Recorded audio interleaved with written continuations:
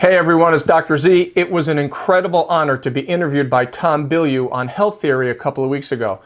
Tom really is legendary. And just a shout out to all of you. I want to thank you all for your positive comments, your kind words, and certainly sharing your incredible victories over your health challenges after seeing the interview. You know, after watching the interview and thinking about it, Tom asked me a great question, but not a simple one to answer. So I wanted to follow up and answer his question in more detail. Basically, Tom's question was, I just got a cancer diagnosis. You're my first call. What the fuck do I do? And so on the spot, this is really difficult to answer because it doesn't have a short answer. There's no simple answer here. And so here are some general guidelines or 10 action steps I would give Tom or you if I were the first call and you told me you just received a cancer diagnosis. First, get it in your head that cancer is not a death sentence. Don't lose your mind. I know it's easy to say it and hard to do, although I get it because I've been through the journey. Have your moment, be pissed, be upset, be scared, as a cancer diagnosis is a lot to think about and to consider, but it's not as grave as it may seem because you have options.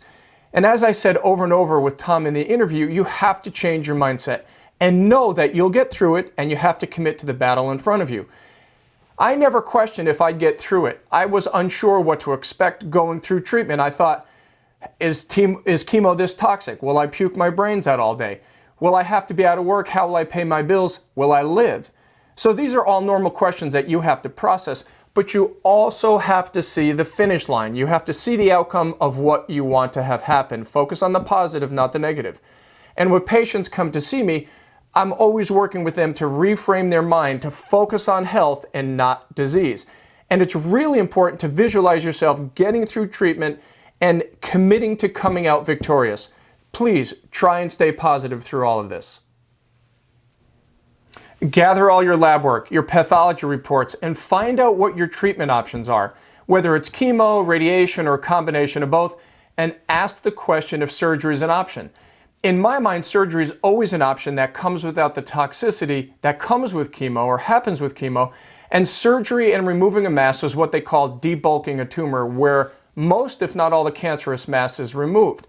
If I hadn't pushed my oncology team to cut open my chest, I wouldn't be here to tell my story and share what I've learned. So ask if surgery is an option. If it is on the table, the oncology team will probably recommend chemo before or during or after once the mass has been removed.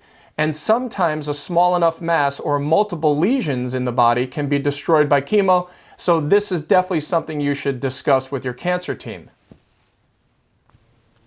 Oh, and be aware that everyone around you is going to recommend something that they read about, heard about, whether there's merit to it or not. People will recommend all kinds of crap to you to try and help. Natural products, herbals, oils, whatever it may be. Knowing this, I spent thousands of dollars on different remedies that were recommended, and it was really hard to know if any of that stuff worked.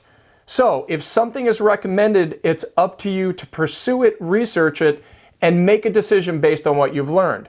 I will tell you, though, that if a product or thing is recommended that doesn't have real research behind it, I'd be skeptical of it.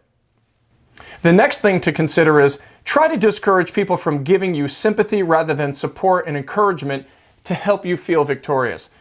During the time I was going through chemo, patients, friends, family, all had similar sympathetic reactions as they didn't really know what to say. And I don't know about you, but sympathy drove me crazy, as if people when they saw me, all they saw was cancer and not me, Rob, as the person dealing with my personal hell. And so for me, personally, I would rather be encouraged and supported with high energy to get through what I was facing, and I didn't want sympathy. Now, before you start chemotherapy, demand they put a port in, which is a small plastic device that they insert under the skin where they inject the chemotherapy. Chemo is seriously toxic, and it'll destroy your veins as it did mine. Chemo can cause the veins to collapse and become sclerotic or scarred, so they lose their normal function and tone. And so when I started chemo, I wasn't told to have a port put in, and the veins in my arms turned brown, sclerotic, and they felt like hard rubber tubes rather than nice pliable veins. So make sure you demand to have a port put in so you can preserve your beautiful veins. And now it's time to focus on your food and nutrition. What you eat and the food you should avoid is just as important as showing up for the next blast of chemotherapy. As I tell my patients, you have to fight chemistry with chemistry to reduce chemotoxicity, and the foods you eat and the nutrients you take in will not only make chemo less toxic, certain nutrients in your food will make chemo more effective at killing cancer cells. Food is information that not only gives us energy, it regulates countless reactions in the body. It regulates gene function. It supports the immune system. The nutrients in food can influence all the different stages of cancer growth.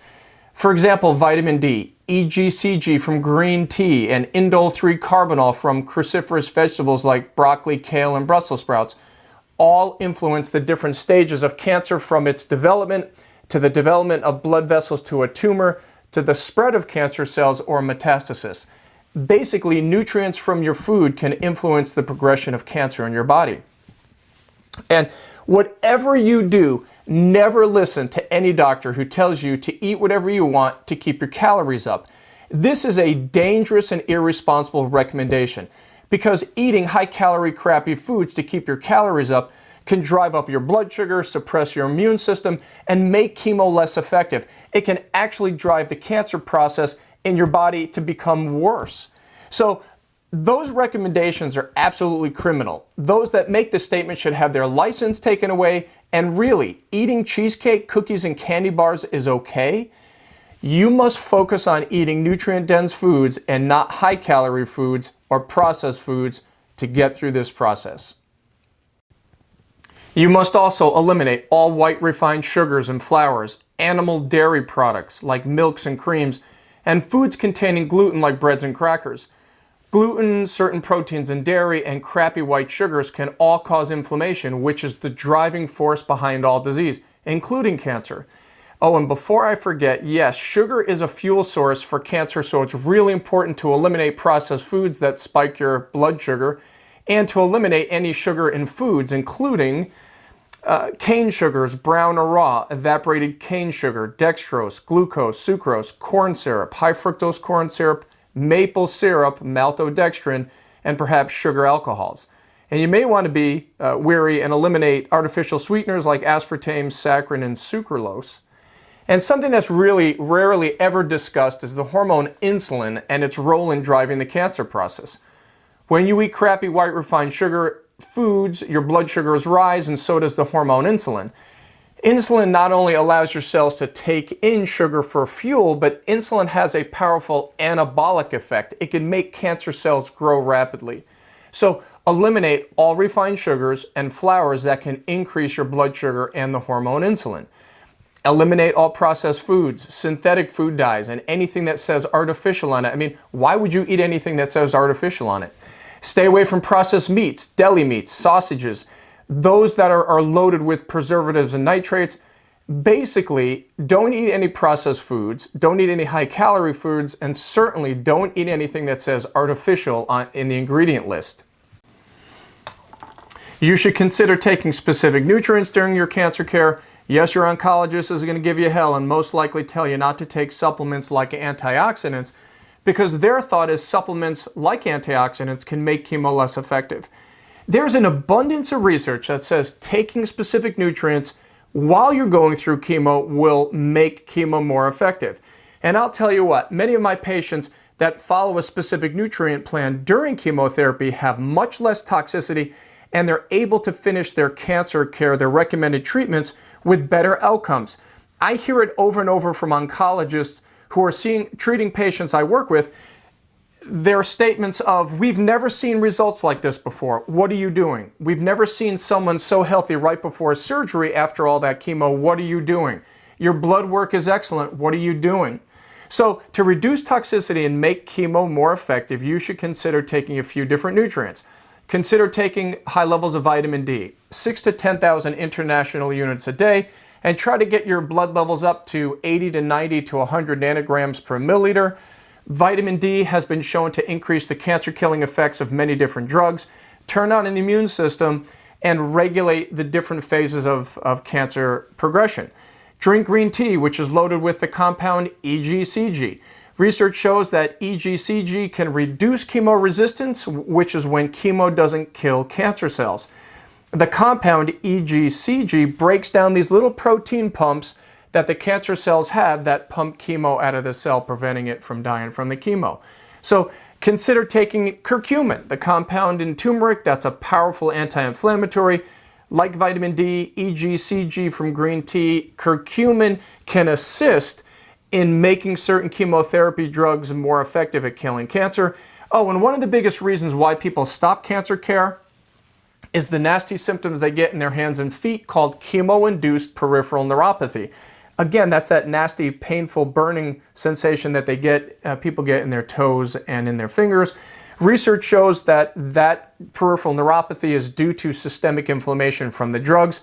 So by taking curcumin, EGCG, vitamin D, you could reduce systemic inflammation and hopefully reduce the nasty symptoms associated with that peripheral neuropathy, so you can get through your cancer care and have much, much better outcomes. So taking supplements during your cancer care is very important to reduce toxicity and make chemo more effective. You should definitely exercise during this time when you have the energy to do so. Chemotherapy will reduce your white and red blood cell count, causing fatigue. The fatigue usually happens a couple of days after the infusion of the drugs because of cell die-off and changes in your blood count. So if you are fatigued, again, honor that for a day or two and then get moving. I mean, I definitely recommend exercising while getting chemo. As research shows, exercising will reduce the fatigue that comes from chemotherapy. Exercising can also prevent sarcopenia, which is muscle wasting or muscle loss. Sarcopenia and low body mass can actually create a higher concentration of chemotherapy in the body, which can make chemo really toxic. So it's important to exercise and keep up your nutrition so you can preserve that nice muscle weight. Try and get 7 to 8 hours of sleep. Turn off all lights, all electronics at night. Electronics will emit blue light, which will reduce the production of a hormone called melatonin in your brain. Melatonin supports the immune system while you sleep, so make sure you're keeping your melatonin levels up. Turn off all those blue lights. And as Tom and I discussed, you must change your perception of your stressors during this time.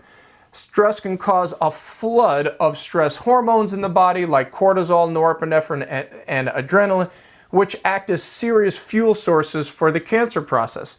By changing your perception of your stressors, you can minimize the levels of these hormones in your blood and have a much better outcome.